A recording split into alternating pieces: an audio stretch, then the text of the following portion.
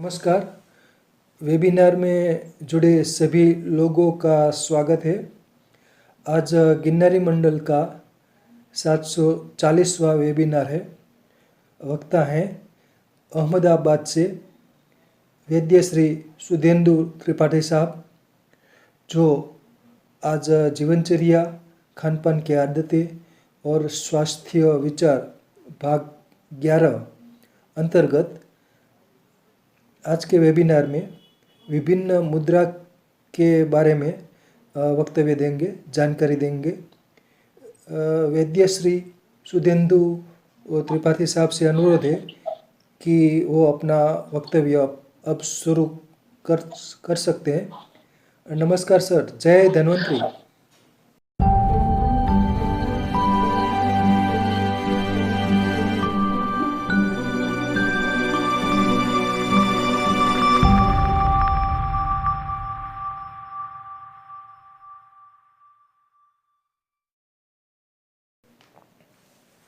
नमस्कार सर, जय धन्वंतरी, जय आयुर्वेद। जब हम लोगों ने ये कार्यक्रम शुरू किया, ये सीरीज शुरू की, तो यही सोच के शुरू किया था कि जो आयुर्वेद का एक पक्ष है कि किस तरीके से स्वास्थ्य को बनाए रखा जाए। चिकित्सकीय पक्ष तो एक है ही कि बीमार होने के बाद उसको ठीक कैसे किया जाए, लेकिन उसके साथ साथ एक पक्ष ये है कि जीवन को किस तरीके से स्वस्थ रखा जाए। तो वो पक्ष कवर करते करते 11 भाग हो जाएंगे, इसका अनुमान बिल्कुल नहीं था। कहीं न कहीं ये आप लोगों की सहृदयता है और साथ में अच्छे श्रोतागणों का प्रोत्साहन है, जिसके कारण मैं ये कर पाया हूँ। इसके साथ ही जो रुद्र हैं वो भी 11 हैं, तो ये बहुत अच्छी बात है कि आज के दिन, अभी मेरा ध्यान जा रहा है कि आज के दिन हम मुद्राओं की बात करेंगे। भगवान शंकर को कहीं ना कहीं नृत्य के लिए नटराज कहते हैं और मुद्राओं का कहीं ना कहीं वहां पे भी कहीं ना कहीं उनकी बात होती है, तो वो भी देखते हैं। अलग अलग चीजों को डिस्कस करते करते हम लोग यहाँ तक पहुंचे हैं, जिसमें प्रातः उत्थान, मलोत्सर्ग, दंत धावन, नस्य, गंडूष, अभ्यंग, व्यायाम, ये सब प्रकरण लिए गए हैं। और व्यायाम के अंतर्गत भी योग और अन्य प्रकार की गतिविधियां ली गई हैं। इसी में को आगे बढ़ाते हुए व्यायाम को ही हम लोग आज मुद्रा पे बात करने वाले हैं। इष्ट देव को याद करते हुए और गुरुजनों को प्रणाम करते हुए आगे बढ़ाता हूँ। ओम गुरुर्ब्रह्मा गुरुर्विष्णु गुरुर्देव महेश्वर, गुरु साक्षात परम ब्रह्म तस्मै श्री गुरुवे नमः। ओम त्र्यंबकम यजामहे सुगंधिम पुष्टिवर्धनम, उर्वारुकमिव बंधनान् मृत्युर्मुक्षीयमामृतात्। जीवन में मुद्रा का बड़ा महत्व है। मुद्रा शब्द को अगर देखा जाए तो गुजराती में उसको चलन बोलते हैं और मुद्राएं अलग अलग तरीके की होती हैं। अगर इकोनॉमिक वे में देखा जाए तो वो करेंसी है। अगर एनर्जी फॉर्म में देखा जाए तो अलग अलग यूनिट्स हैं। मेजरमेंट के फॉर्म में भी अलग अलग यूनिट्स हैं। तो एक तरीके से वो एक यूनिट के रूप में देखा जा सकता है। अब व्यायाम और योग के रूप में देखा जाए तो वो भाव भंगिमाओं का एक निश्चित स्वरूप है। भाव भंगिमाओं का एक निश्चित स्वरूप है और उसको देखते हैं तो योग के अनुसार आसन और प्राणायाम की स्थिति को मुद्रा कहा जाता है। योग में मुद्राओं को आसन और प्राणायाम से भी बढ़कर माना जाता है। आसन से शरीर की हड्डियां लचीली और मजबूत होती हैं, जबकि मुद्राओं से शारीरिक और मानसिक शक्तियों का विकास होता है। योग में मुद्राओं का प्रयोग प्राणायाम यानी कि योगिक श्वास व्यायाम के साथ किया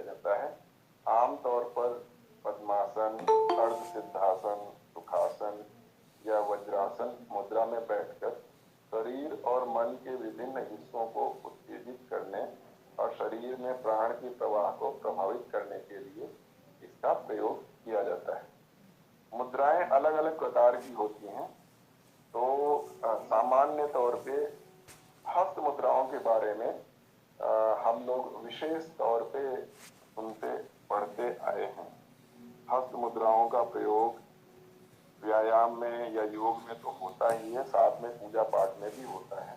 तो हम लोग यहाँ पे अलग अलग मुद्राओं की भी बात करेंगे। पहले हस्त मुद्राएं क्या होती हैं वो समझते हैं। हस्त मुद्राएं ध्यान के लिए अनुकूल हो सकती हैं और अंतःकरण में मदद करती हैं। कई हस्त मुद्राएं अनुष्ठानों में उपयोग के लिए विकसित हुई हैं, विशेष रूप से तंत्र मंत्र में। अन्य मूर्तियों और चित्रों में देवताओं के चित्रण के लिए प्रतीकात्मक प्रतीक के रूप में भी इनका विकास किया गया है। अन्य पारंपरिक नृत्य में गैर मौखिक कहानी कहने के लिए भी इनका विकास किया गया है। देवज्र तंत्र में हस्त मुद्राओं का उपयोग विभिन्न पवित्र स्थलों पर देवी देवताओं के सामने खुद को पहचानने के लिए किया जाता है। जो अलग अलग मुद्राएं हैं वो इस तरीके से हैं। अंजलि मुद्रा। अंजलि मुद्रा जो है एक श्रद्धा का भाव है, जिसको हम लोग जैसे नमस्कार करते हैं तो दोनों हथेलियां आपस में जोड़ लेते हैं। ये अर्पण और प्रार्थना करने के लिए प्रयुक्त होती हैं। हथेलियां आपस में छूती हुई, उंगलियां ऊपर की ओर इशारा करती हुई, इसे पड़ोस माथे या सिर के ऊपर रखा जा सकता है। ध्यान मुद्रा। ध्यान का मानसिक संकेत होता है। ये ऊपर की ओर मुड़े हुए हाथ एक दूसरे को ओवरलैप करते हुए और आमतौर पर दाएं के ऊपर बाएं अंगूठे एक दूसरे को छूते। वायु मुद्रा।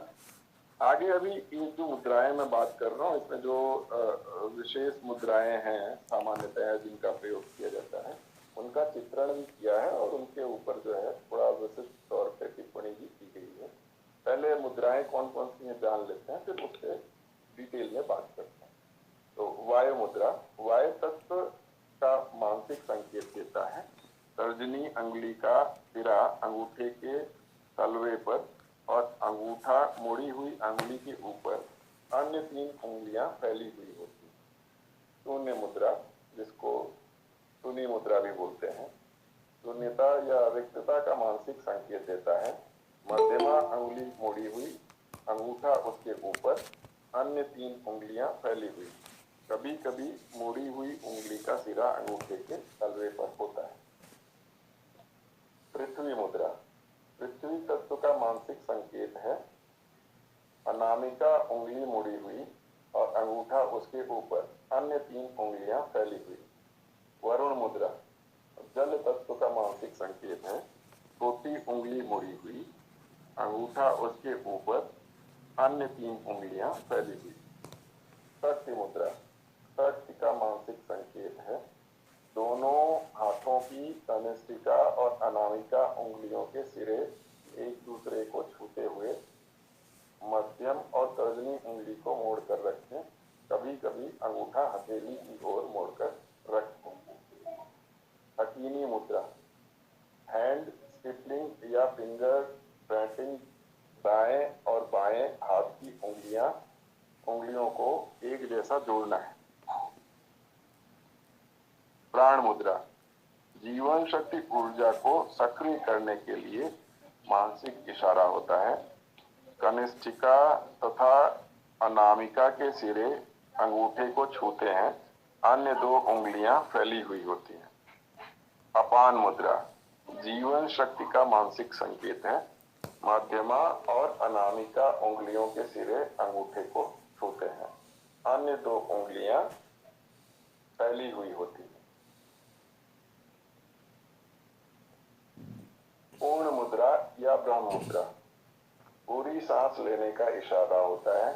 अंगूठा अंदर की ओर मोड़कर उंगली के आधार पर रखें। बाही अंगूठे के ऊपर मोड़कर मुट्ठी बनाएं। फिर हाथों को नाभि क्षेत्र के नीचे मोड़कर उंगलियों को ऊपर की ओर रखें और उंगलियों के पिछले हिस्से को छूते रहें। ज्ञान मुद्रा, ज्ञान का मानसिक संकेत है। तर्जनी उंगली का सिरा अंगूठे को छूता है और हथेली नीचे की ओर होती है। अन्य 3 उंगलियां फैली हुई होती हैं। चिन्ह मुद्रा, चेतना का मानसिक संकेत है। तर्जनी उंगली का सिरा अंगूठे को छूता है, हथेली ऊपर की ओर होती है, अन्य 3 उंगलियां फैली हुई होती हैं। आदि मुद्रा, पहला इशारा जैसा कि एक नवजात शिशु द्वारा किया जाता है। अंगूठा अंदर की ओर मोड़कर उंगलियों के आधार पर रखें। शेष उंगलियां अंगूठे के ऊपर मुड़ी हुई, जिससे मुट्ठी बन जाती है। चिन्मय मुद्रा, चेतना मुद्रा से व्याप्त है। अंगूठे और तर्जनी का अग्रभाग स्पर्श करता हुआ और अन्य 3 उंगलियां मुड़ी हुई। योनि मुद्रा, गर्भ या स्रोत का दृष्टिकोण, हाथ के अंगूठे और तर्जनी के पोरों को एक दूसरे से छूते हुए अन्य 6 उंगलियां आपस में या तो जुड़ी हुई या मोड़कर एक साथ दबाई हुई। भैरव मुद्रा, उग्र या भयानक रवैया, ऊपर की ओर उठे हुए हाथ एक दूसरे पर चढ़े हुए, आमतौर पर दायां हाथ बाएं हाथ के ऊपर।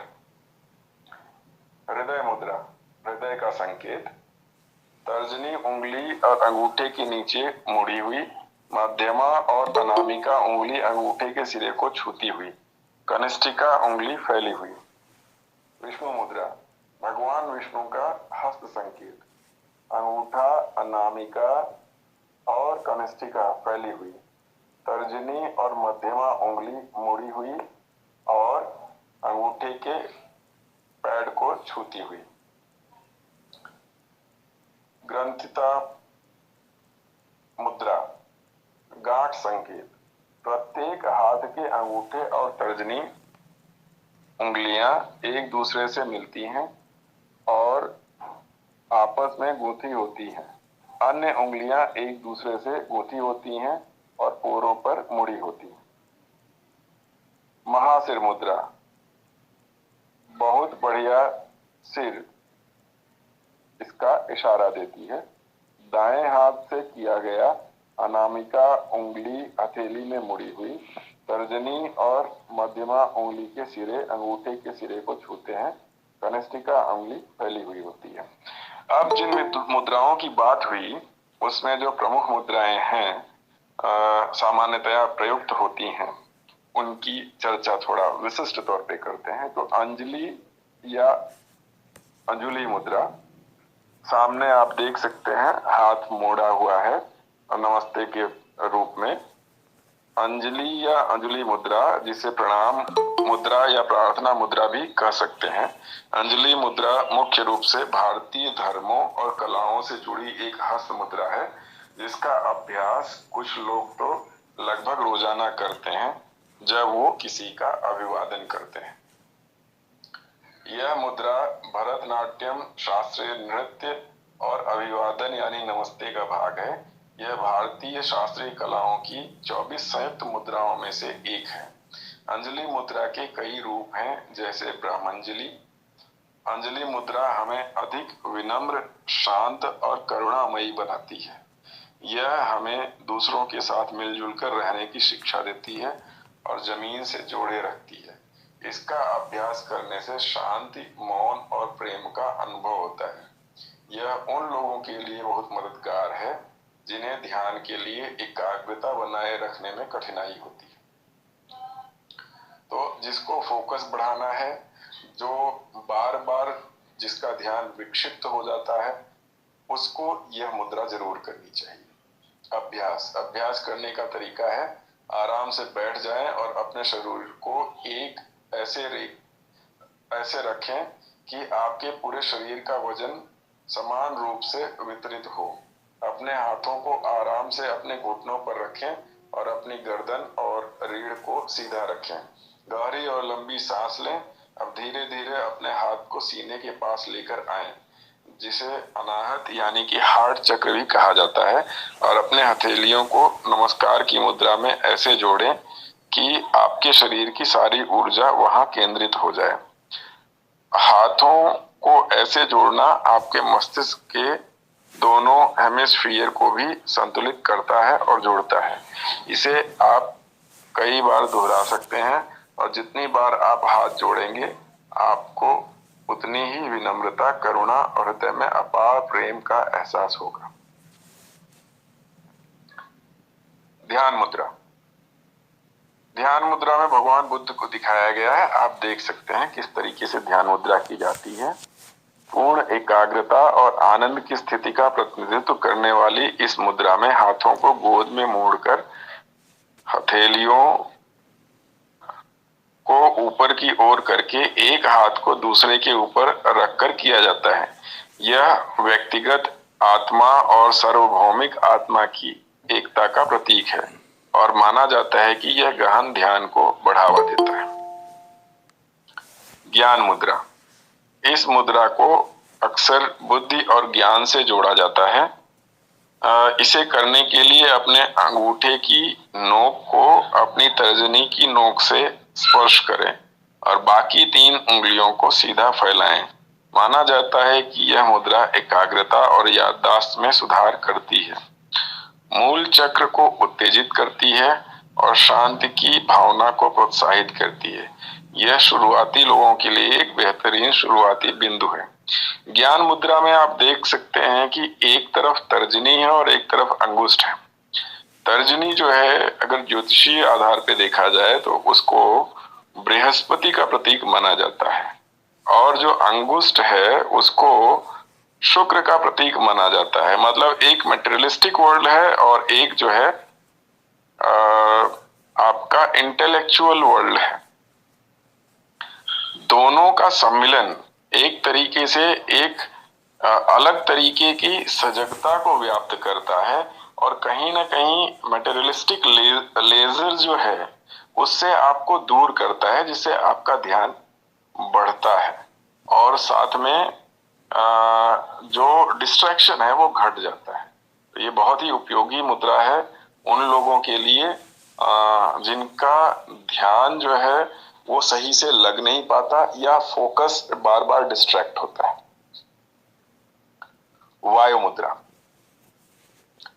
वायु मुद्रा को चिंता कम करने और मन को शांत करने के लिए माना जाता है। इसे तर्जनी उंगली को अंगूठे के नीचे रखकर और बाकी 3 उंगलियों को सीधा फैलाकर किया जा सकता है।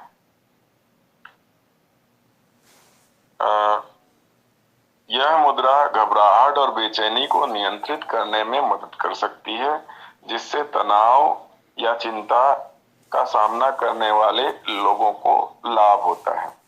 अब इस मुद्रा में आप देखें तो आपका जो पहला उंगली है, सबसे छोटा उंगली, वो खुला हुआ है। वो वरुण देव को रिप्रेजेंट करता है, चंद्र को रिप्रेजेंट करता है।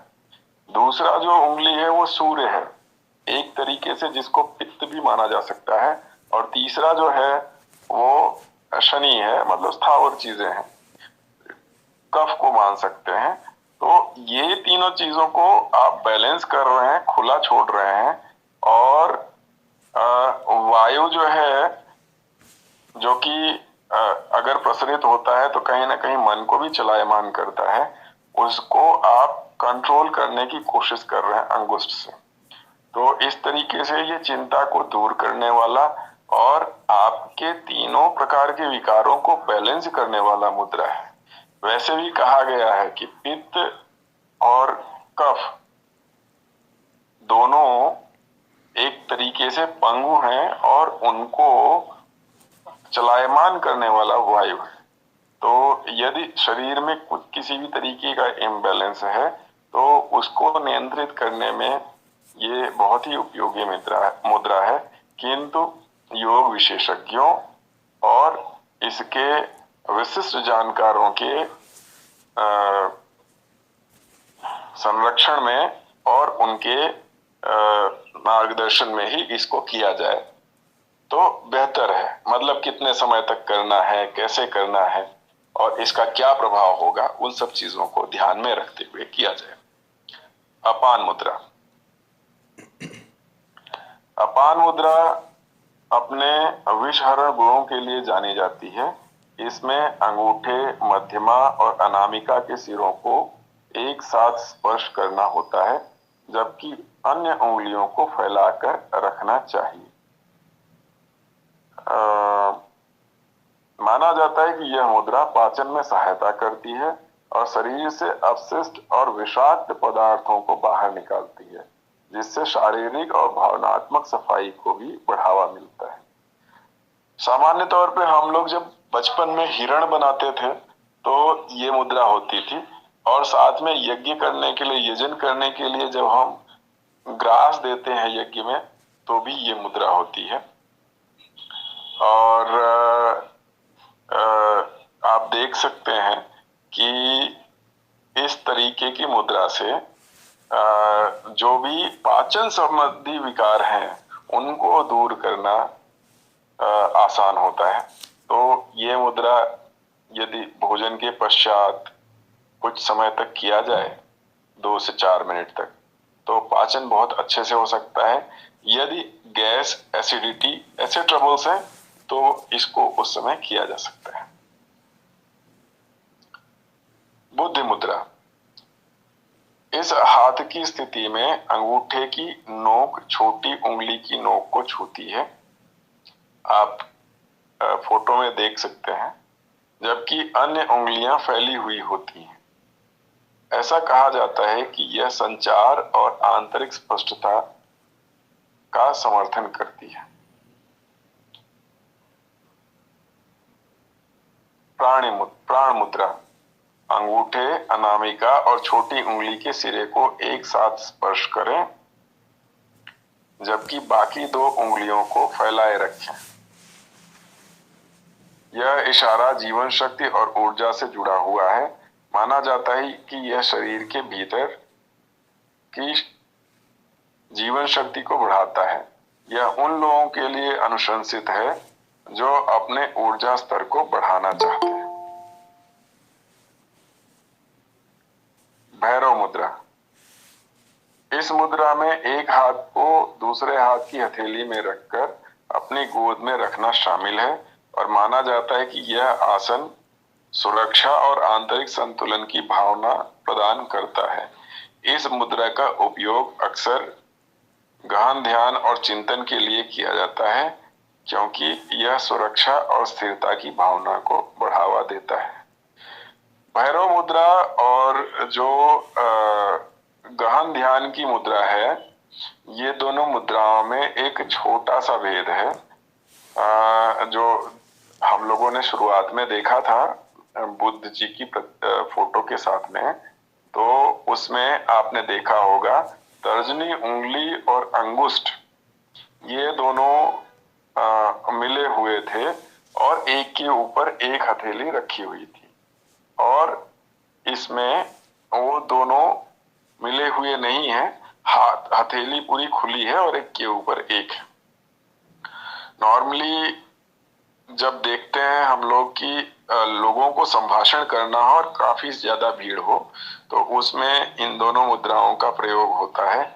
और इन दोनों मुद्राओं का प्रयोग करने से एक तो वैचारिक तारतम्य आता है, और दूसरा यदि मान लीजिए हेजिटेशन हो रहा हो या पब्लिक फियर हो, उसको दूर करने में भी सहायता मिलती है। गणेश मुद्रा।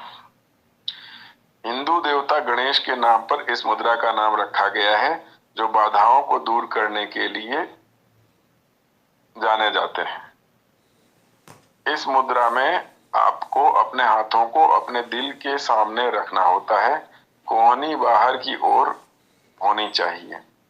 ऐसा माना जाता है कि यह हृदय को मजबूत करता है, आत्मविश्वास बढ़ाता है और सफलता के लिए आंतरिक और बाहरी बाधाओं को दूर करता है।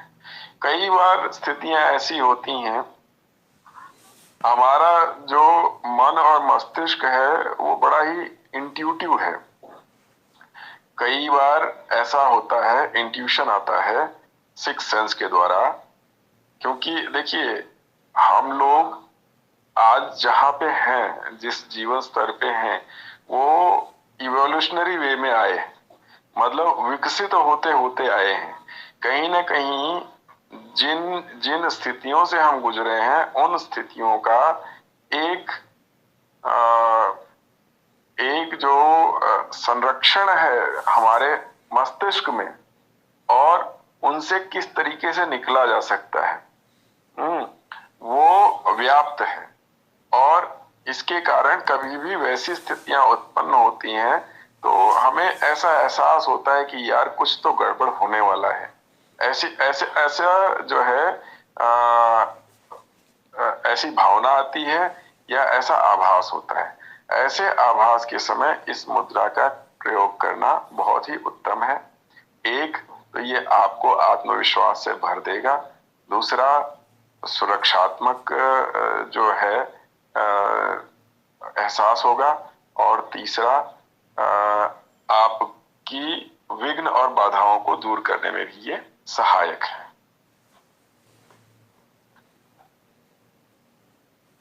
अभी तक जो हम देख रहे थे वो हस्त मुद्राएं थी, अब मन मुद्राओं पे बात करते हैं। ये सिर की मुद्राएं हैं, कुंडलिनी योग का एक महत्वपूर्ण हिस्सा मानी जाती हैं, और इनमें से कई अपने आप में महत्वपूर्ण ध्यान तकनीकें भी हैं। जैसे शांभवी मुद्रा, बाहों के मध्य में आधी खुली आंखों से देखते हुए यह मुद्रा बनती है। ध्यान के लिए आज्ञार्थ चक्र या नासिका अग्र के ऊपर इस तरीके से ध्यान लगाया जाता है। अच्छा, दूसरी मुद्रा अभी बात कर ही रहे थे, नासिकाग्र दृष्टि, नाक की नोक से नोक को देखना, ये भी एक मुद्रा है। खेचरी मुद्रा, जीभ का ताला, इसमें खेचरी मुद्रा जो है वो हम जब मुख खोलते हैं और मुख खोलने के बाद जीभ को पीछे की तरफ ले जाते हैं और तलवे से सटा देते हैं, तो उसको खेचरी मुद्रा कहते हैं। और कुछ लोग इसी का और भी विकसित रूप करते हैं, जिसमें तलवे से सटाने के बाद उसको और पीछे ले जाया जाता है, और जहां से हम भोजन ग्रहण करते हैं नीचे की तरफ जाता है, वहां तक उसको ले जाया जाता है। तो वो उसका विकसित रूप है, लेकिन वो सभी लोग नहीं कर पाते, जिनकी साधना संपूर्ण होती है वो कर पाते हैं। काकी मुद्रा, कौवे की चोंच जैसे आकृति बनती है। भुजंगनी मुद्रा, ओबरा श्वसन, जिसमें बहुत ही तीव्र गति से श्वसन किया जाता है और जिह्वा को बाहर निकाला जाता है। भूचरी मुद्रा यानी शून्य में देखना। आकाशी मुद्रा, आंतरिक अंतरिक्ष के प्रति जागरूकता। षणमुखी मुद्रा, 6 द्वार बंद करना। जैसे हम लोग इसके पहले बात कर चुके थे, कुंभक, रेचक, ये सब चीजें, तो उसमें अलग अलग तरीके के जो हमारे द्वार हैं, ऊपर से लेके नीचे तक 6 द्वारों को बंद किया जाता है। उन्मनी मुद्रा, नासमझी का रवैया। इसके अलावा कुछ काया मुद्राएं हैं जो कि आसनात्मक मुद्राएं होती हैं। शारीरिक मुद्राओं को श्वास और एकाग्रता के साथ जोड़ती हैं, जैसे प्राण मुद्रा, ऊर्जा। विपरीत करणी मुद्रा यानी उल्टी मुहर। योग मुद्रा, संघ मुद्रा। पशनी मुद्रा यानी मुड़ी हुई मुद्रा। मांडुकी मुद्रा यानी मेढक जैसी मुद्रा होती है। तड़ागी मुद्रा यानी बैरल्ड एब्डोमेन तकनीक। बंध मुद्राएं या लॉक, एक प्रकार की मुद्रा है जो 3 डायाफ्राम यानी श्वसन, वाचिक और श्रोणी पर की जाती है। इनका प्रयोग प्राणायाम के दौरान सांस रोककर रखने के साथ किया जाता है। उड्डयन बंध, ऊपर की ओर उड़ता हुआ ताला। मूल बंध यानी रूट लॉक, और जालंधर बंध यानी गला लॉक, वाटर होल्डर लॉक या नेट लॉक। आधार मुद्राएं, जिसको पेरिनियल मुद्राएं भी कहते हैं, पेल्विक फ्लोर क्षेत्र पर की जाती हैं। और अक्सर यौन ऊर्जा का दोहन करने से संबंधित होती हैं। इसमें एक महामुद्रा है, दूसरा अश्विनी मुद्रा है, तीसरा वज्रोली या सहजोली मुद्रा है, फिर महाभेद मुद्रा है और महावेद मुद्रा है। तो इस प्रकार से आधार मुद्राएं हैं। भगवान नटराज द्वारा प्रदर्शित भारत के शास्त्रीय नृत्य भरतनाट्यम में लगभग 51 मूल मुद्राएं हाथ और उंगलियों के इशारे के हिसाब से विशिष्ट विचारों, घटनाओं, क्रियाओं या प्राणियों को स्पष्ट रूप से संप्रेषित करने के लिए उपयोग की जाती हैं, जिनमें से 28 के लिए केवल एक हाथ की आवश्यकता होती है और उन्हें असंयुक्त हस्त के रूप में वर्गीकृत किया जाता है। साथ ही 23 अन्य प्राथमिक मुद्राएं हैं जिनके लिए दोनों हाथों की आवश्यकता होती है और उन्हें संयुक्त हस्त की रूप में वर्गीकृत किया जाता है। इस प्रकार ये 23 और 28 मिला के 51 मुद्राएं बनती हैं, जिन्हें मूल मुद्रा के रूप में जाना जाता है। लेकिन शाखाएं कई और मुद्राओं को अनुमति देती हैं, जिनमें से कुछ का उपयोग मुख्य रूप से सौंदर्य या सजावट के रूप में किया जाता है। तो ये जो मुद्राएं हैं उनका मैं नाम यहाँ पे पढ़ रहा हूँ और साथ में फोटो भी दिया हुआ है, तो वो भी आप देख सकते हैं। पटाखा या पताखा बोलते हैं, जिसको झंडा भी कहा जाता है या समझा जाता है। नृत्य की शुरुआत में जंगल, नदी, पानी का छिड़काव, बादल, रात, मना करने वाली चीजें, घोड़ा आदि को इंगित करने के लिए इसका प्रयोग किया जाता है। त्रिपताका यानी ध्वजा के 3 भाग, वृक्ष, बाण, वस्त्र, अस्त्र, इंद्र, मुकुट, प्रकाश का उदय, मिलन, इन सब चीजों के लिए इसका प्रयोग किया जाता है। अर्ध पताका, आधा झंडा, झंडा, मंदिर, टावर, सींग, नदी, तट, कोमल, अंकुर, लेखन, पैनल, चाकू, इन सब के लिए इसका प्रयोग किया जाता है।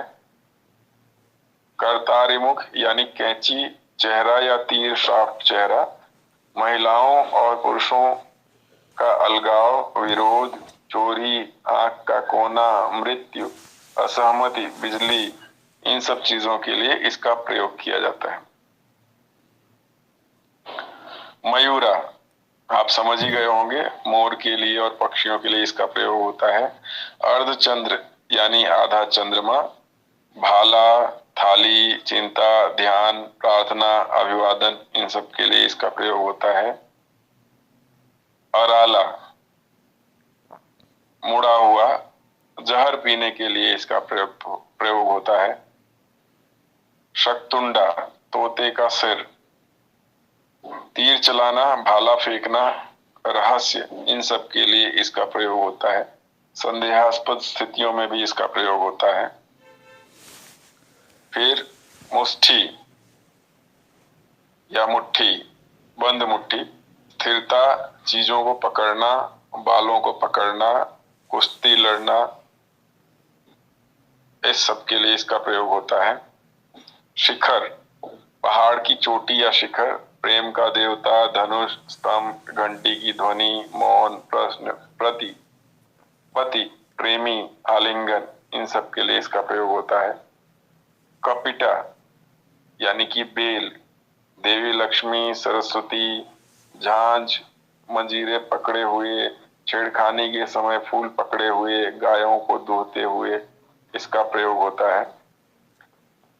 कटका मुखा, कंगन खोलना, फूल चुनना, मोतियों की माला, फूलों की माला पकड़ना, धीरे से धनुष खींचना, बोलना, नजर घुमाना, इन सब के लिए इसका प्रयोग होता है। सूची या सुई, चंद्रकला, वर्धमान चांद, पद्मकोश, कमल की कली, सर्पशीर्ष, सांप का सिर, मृगशीर्ष, मृग का सिर, सिंहमुख, शेर का चेहरा, कंगुलाश्य यानी कि पूंछ, अलापद्म या सोलापद्म, पूर्ण रूप से खिले हुए कमल, चतुरा यानी कि वर्ग, आंखें कस्तूरी, थोड़ा सा टुकड़ों में तोड़ना, भ्रमर, मधुमक्खी, तोता, सारस, कोयल, शंख, हंस की चोंच, विवाह सूत्र में बंधना, दीक्षा, चित्रांकन, पानी की बूंद आदि में प्रयोग होता है। हंस पक्ष यानी हंस का जो पंख होता है उसके लिए व्यवस्थित करना, पुल बनाना, कीलों से निशान बनाना, 6 की संख्या। संदमशा या पद्म कोश मुद्रा बार बार खुलती और बंद होती है। उदारता, पूजा, भेंट, 5 की संख्या इत्यादि। मोकुला यानी फूल की कली, जल, लिली, प्रेम का देवता, भोजन करते हुए, इन सब चीजों के लिए इसका प्रयोग होता है। ताम चूड़ा यानी मुर्गा, सारस, ऊंट, बछड़ा, लेखन या चित्रांकन, इनके लिए इसका प्रयोग होता है। त्रिशूल, ट्राइडेंट, तीनों एक साथ, कट, सेब का पत्ता इत्यादि के लिए इसका प्रयोग होता है। संयुक्त मुद्राओं में अंजलि, फिर कपोतम, करकटम यानी केकड़ा और स्वस्तिकम शुभ संकेत के लिए प्रयोग होता है। साथ में डोला हस्तम, ढोल बजाने वाले के हाथ, पुष्पुतम, फूलों का थैला, उत्संगम, अपनाना, शिवलिंग, भगवान शिव का चिन्ह, कटक वर्धनम, जंजीर, कस्तार स्वस्तिकम, शाक्तम, सवारी डिब्बा, शंख, चक्रम, घूमती हुई डिस्क, पाशा, रस्सियां, किलाका यानी कि गहरा संबंध, संपुटा, गोल आकार का ताबूत, मत्स्य, मछली, कूर्म, कछुआ, वाराह, सुअर, गरुड़, भगवान विष्णु का अर्ध गरुड़, अर्धमानव वाहन, उड़ते हुए पक्षी, नागबंधम, सांप लिपटे हुए, खटवा, खाक, भेरुंदा, पक्षियों की जोड़ी इत्यादि। इस तरीके की मुद्राएं जो नृत्य में प्रयुक्त होती हैं उनका प्रयोग होता है। तो इस तरीके से हम समझ सकते हैं कि अलग अलग तरीके की मुद्राएं किस तरीके से योग में, नृत्य में, हमारी संस्कृति में, कला में व्याप्त रही हैं। अलग अलग धार्मिक स्थलों पे, मंदिरों पे भी यदि आप जाते हैं तो इस तरीके की भाव भंगिमाएं ध्यानस्थ और नृत्य करती हुई आपको नक्काशियों में देखने को मिलती हैं। जो मुद्राओं का हमारी संस्कृति से गहन जुड़ाव है उसको सांकेतिक तौर पे बताती हैं और परिलक्षित करती हैं। बहुत बहुत धन्यवाद। यहाँ पे मैं इस अध्याय को समाप्त करता हूँ और आप लोगों से आज्ञा लेता हूँ और यदि कोई त्रुटि हुई हो तो उसके लिए क्षमा प्रार्थी हूँ। ज्ञान कांच पापानि जन्मांतरकृतानि च तानि तानि प्रक्षाम प्रदक्षिणा पदे पदे। धन्यवाद। शुक्रिया, आभार। वैद्य सुधींद्र त्रिपाठी साहब ने आज विभिन्न मुद्रा के बारे में, मुद्रा के प्रकार के बारे में बढ़िया जानकारी दी है। हस्त मुद्राएं, मन मुद्राएं, काया मुद्राएं, बंध मुद्रा आदि बहुत सारी मुद्रा के बारे में जानकारी प्रदान की है। अब वैद्य श्री विनोद भाई ठक्कर साहब से अनुरोध है कि 2 शब्द कहें। ठक्कर साहब। नमस्कार। सुधांशु जी ने जो विषय मुद्रा पे लिया बहुत गहन विषय है, लेकिन एक बड़ी बात भी है इसमें जुड़ी हुई। आज जिस तरह से त्रिपाठी जी ने अपने सामने जो मुद्राओं के नाम, उसके तरीके और उसके प्रभाव, इस पे जो बात करी, इसके लिए मैं सहृदयी उनका आभार दर्शन करता हूं। एक बात बहुत सटीक है, समझने जैसी। जिनको दवाई नहीं करनी है और स्वास्थ्य को संभालना है, जिनको पूरे जीवन पर्यंत स्वस्थ रहना है, तो आसन, प्राणायाम, मुद्रा, ये तीन बिना औषध आदमी स्वस्थ रह सकता है। इसके नियमों को अगर वो ठान ले और उसी के ऊपर ध्यान लगाकर नियमित इसका उपयोग करे, तो अवश्य स्वस्थ जीवन। साधु सन्यासी और ऐसे कई हैं जिन्होंने ये मार्ग पे मुद्रा, और मुद्रा की सबसे बड़ी जो प्रभाव है वो अपने चेता तंतु पे या चेता तंत्र पे आता है। आपके मनोभाव में काफी बदलाव आता है। आपके नेगेटिविटी से पॉजिटिविटी तरफ आप अपना जीवन बदल सकते हो। स्थिरता, शांति, ये मुद्राओं से सरलता से प्राप्त हो सकती। कुछ मुद्राएं किसी अनुभवी से या तो ज्ञानी से लेके करनी हितावह है, वरना उसके प्रभाव उपयुक्त प्रमाण में दिखने नहीं मिलते हैं। और आज जिनको स्ट्रेस है, डिप्रेशन है, तो जो ध्यान मुद्रा बताए, ऐसी बहुत सी 3-4 मुद्राएं जो साहब ने बताई, उसका लाभ लेके stress, depression, high blood pressure, इसको अपन कम कर सकते या नियंत्रण कर सकते। उन्होंने काफी अच्छा कह दिया है। एक एक बात दोबारा पुनरावर्तन करना नहीं चाहता, लेकिन एक सरल पद्धति जो अपने समक्ष रखी है, फिर से धन्यवाद देते विराम लेता हूँ। अस्तु, जय धन्यवाद। धन्यवाद धन्यवाद धन्यवाद। जिग्नेश भाई जोशी साहब से अनुरोध है कि 2 शब्द कहें। श्री जिग्नेश भाई जोशी साहब। नमस्कार सर, जय धन्वंतरी।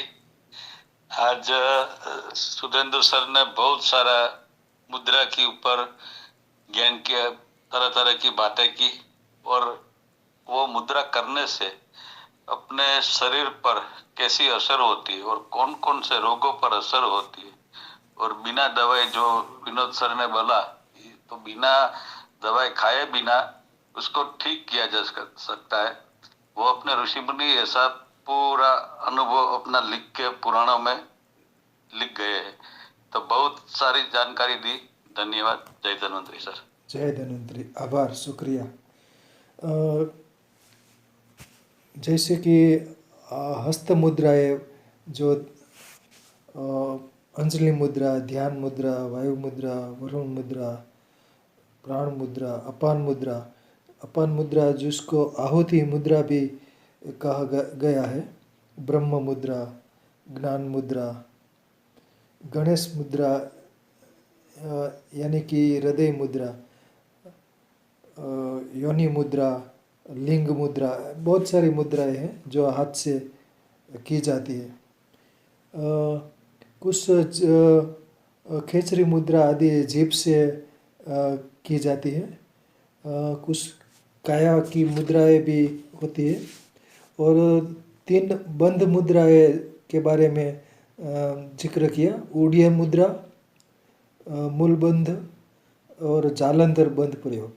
जालंधर बंध प्रयोग से जो कुछ पारंगत वेदराज दांत को निकालते हैं, जो दांत ढीला पड़ गया हो और उसको पीड़ा रहित निकालने के लिए जालंधर बंद प्रयोग बहुत बढ़िया है। और इसका हमारी एक शिविर थी बिलेश्वर महादेव, तो वहाँ रामदास बापू ने किया था, एक पेशेंट को जालंधर बंद से दांत निकाला था। तो बढ़िया रहा वक्तव्य, शुक्रिया, आभार, सरस सरस।